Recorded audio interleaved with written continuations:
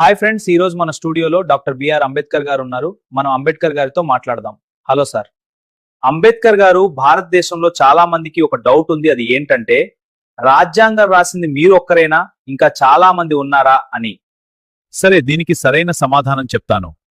మీరు ఒక సినిమాకి వెళ్లారు, సినిమాలో ఎంతమంది పనిచేస్తారు, ఎంతమంది పనిచేసిన ఆ సినిమా డైరెక్టర్ ఎవరు అని అడుగుతారు.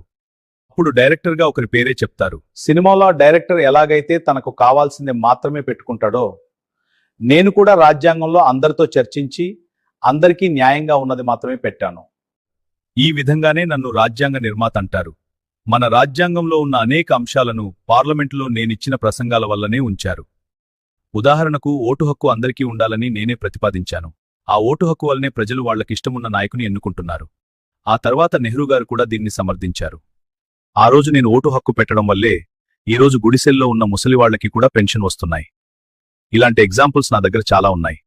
చాలా విషయాల గురించి వాదించాను. చాలా ఇంట్రెస్టింగ్ గా ఉంది.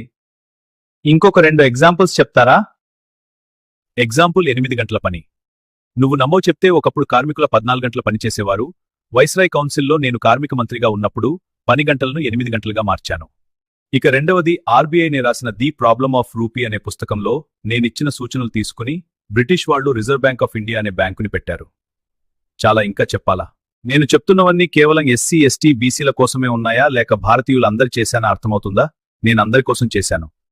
కానీ నాకు మాత్రం కులం ముద్ర వేసి అన్యాయం చేశారు.